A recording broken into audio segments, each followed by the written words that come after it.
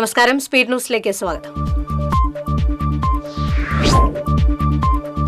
മണ്ണിടിച്ചിലുണ്ടായ വയനാട് മേപ്പാടിയിൽ രക്ഷാപ്രവർത്തനം തുടരുന്നു. ഉരുൾപൊട്ടൽ ദുരന്തത്തിൽ ജീവനോടെ ഇനി ആരുമില്ലെന്ന് സൈന്യം അറിയിച്ചതായി മുഖ്യമന്ത്രി സ്ഥലം സന്ദർശിച്ച ശേഷം മാധ്യമങ്ങളോട് പറഞ്ഞു. ചാലിയാറിൽ തെരച്ചിൽ തുടരാൻ തീരുമാനിച്ചതായി മുഖ്യമന്ത്രി അറിയിച്ചു.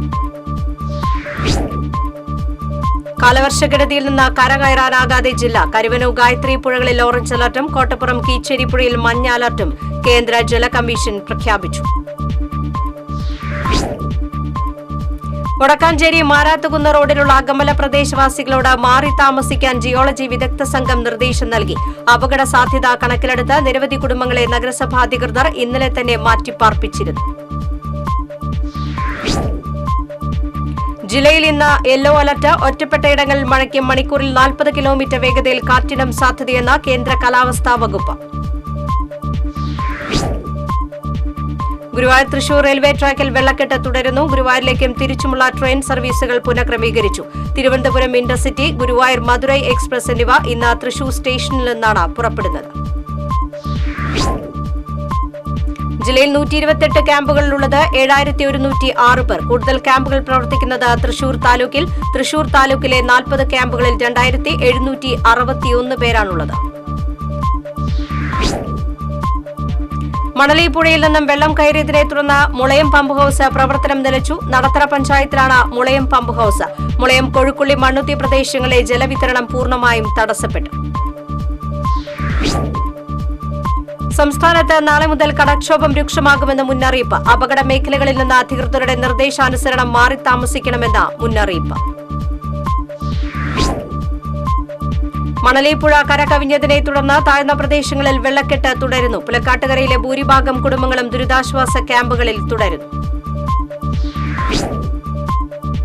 പെരുമഴ പെയ്ത വെള്ളക്കെട്ട് രൂക്ഷമാകുമ്പോഴും സ്ലൂയിസുകൾ തുറക്കാൻ നടപടിയെടുക്കാത്ത ഇറിഗേഷൻ എഇക്കെതിരെ പൊട്ടിത്തെറിച്ച് മുരളി പെരുന്നെല്ലി എംഎൽഎ. മണലൂർ താഴം കോൾപ്പടവിലെ സ്ലൂയിസുകൾ തുറക്കുന്നതുമായി ബന്ധപ്പെട്ടാണ് എംഎൽഎയും എഇയുമായി തർക്കം നടന്നത്.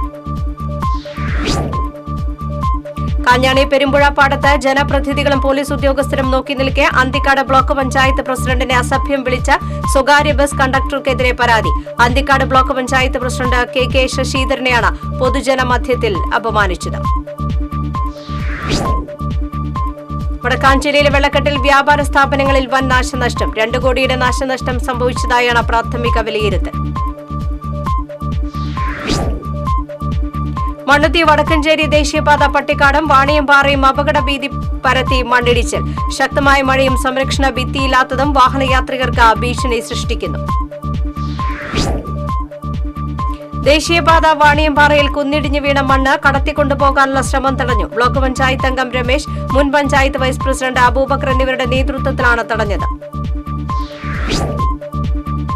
കുന്നംകുളത്ത് പെട്രോൾ പമ്പിന് സമീപം കെഎസ്ആർടിസി സ്വിഫ്റ്റ് ബസിന് പുറകിൽ കണ്ടെയ്നർ ലോറി ഇടിച്ച അപകടം. അപകടത്തിൽ ആർക്കും പരിക്കില്ല.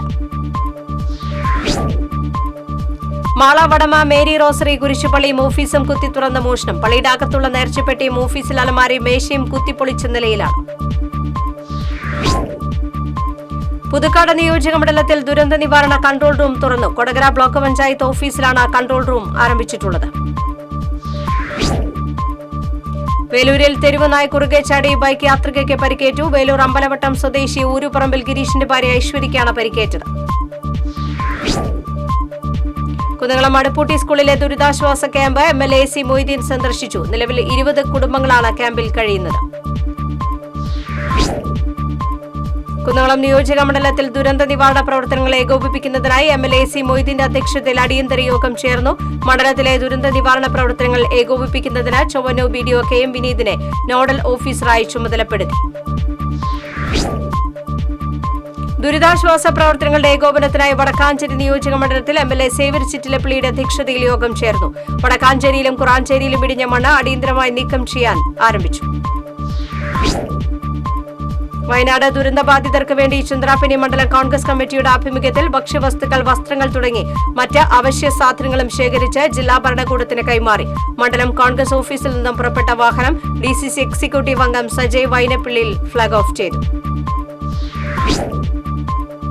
ചാലക്കുടി കൂടപ്പുഴ ശിവവിഷ്ണു ക്ഷേത്രത്തിൽ കർക്കിടക വാവുബലിക്കുള്ള ഒരുക്കങ്ങൾ ആരംഭിച്ചു. കൂടപ്പുഴ NSS കരയോഗത്തിന്റെ നേതൃത്വത്തിലാണ് ചടങ്ങുകൾ നടക്കുന്നത്.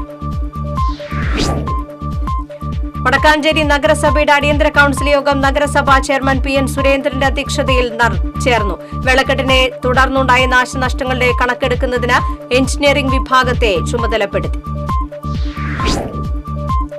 ചേരൂർ സ്കൂളിലെ ദുരിതാശ്വാസ ക്യാമ്പിലേക്ക് ആവശ്യമായ ഭക്ഷണ സാധനങ്ങൾ കോൺഗ്രസ് പ്രവർത്തകരുടെ നേതൃത്വത്തിൽ വിതരണം ചെയ്തു. KPCC അംഗം നിഖിൽ ദാമോദരൻ, VS ഡേവിഡ്, നിഖിൽ ദേവ് എന്നിവർ നേതൃത്വം നൽകി. Edathiruthy Chamakkala government Mappila higher secondary സ്കൂളിലെ ദുരിതാശ്വാസ ക്യാമ്പ് ET ടൈസൺ MLA സന്ദർശിച്ചു. കനോലി കനാൽ കരകവിഞ്ഞതിനെ തുടർന്നാണ് എടത്തിരുത്തി പഞ്ചായത്തിലെ പൈനൂർ കോഴിത്തുമ്പ് ഭാഗത്തെ വെള്ളക്കെട്ടിലായ 6 കുടുംബങ്ങളെ ക്യാമ്പിലേക്ക് മാറ്റിയത്. കൊടുങ്ങല്ലൂർ കേന്ദ്രീകരിച്ച സർവീസ് നടത്തുന്ന SN ട്രാൻസ്പോർട്ടിന്റെ മുഴുവൻ ബസ്സുകളിലെയും 2 ദിവസത്തെ വരുമാനം വയനാട്ടിലെ ദുരിതബാധിതർക്ക് നൽകും. കാരുണ്യയാത്രയുടെ flag off joint RTO Joyson നിർവഹിച്ചു.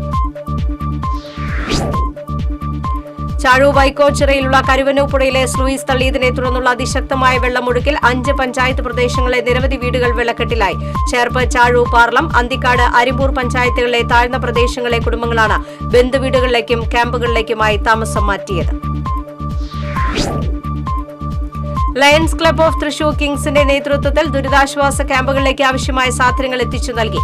മുക്കാട്ടുകര നെല്ലങ്കര പള്ളിയിലെയും കാളത്തോട് സ്കൂളിലെയും ക്യാമ്പുകളിലേക്കാണ് അവശ്യ സാധനങ്ങൾ നൽകിയത്. Kerala bar council, Kerala judicial അക്കാദമിയുടെ സഹകരണത്തോടെ പുതിയ ക്രിമിനൽ നിയമങ്ങളിൽ അഭിഭാഷകർക്കായി സംഘടിപ്പിക്കുന്ന പരിശീലന പരിപാടിയുടെ സംസ്ഥാനതല ഉദ്ഘാടനം തൃശൂരിൽ നടത്തും.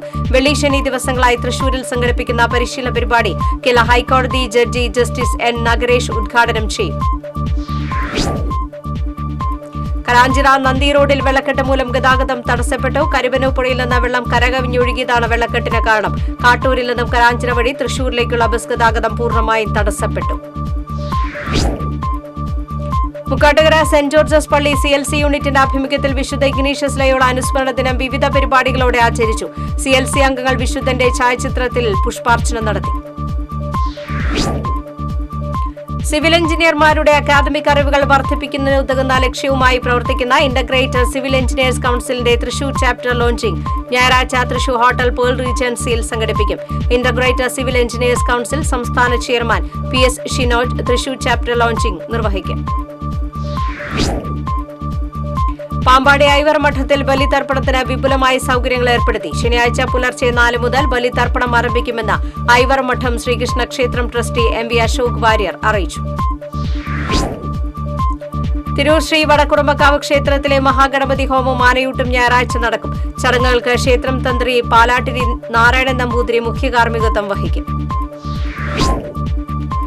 പൂങ്കുന്നം സീതാറാം മില്ലിന് സമീപം റോഡിൽ മരക്കൊമ്പ് ഒടിഞ്ഞു വീണു. കാൽനടയാത്രക്കാരായ അമ്മയ്ക്കും മകൾക്കും നിസ്സാര പരിക്കേറ്റു. പൂങ്കുന്നം സ്വദേശി മീന, മകൾ ദേവിക എന്നിവർക്കാണ് പരിക്കേറ്റത്. ജില്ലയിലെ ദുരിതാശ്വാസ പ്രവർത്തനങ്ങൾ മികച്ച രീതിയിലാണ് മുന്നോട്ട് പോകുന്നതെന്ന് മന്ത്രി ഡോക്ടർ R ബിന്ദു പറഞ്ഞു. വില്ലടം ഗവൺമെന്റ് ഹയർ സെക്കൻഡറി സ്കൂളിലെയും ചേരൂർ NSS UP സ്കൂളിലെയും ക്യാമ്പുകൾ സന്ദർശിച്ച മന്ത്രി സ്ഥിതിഗതികൾ വിലയിരുത്തി.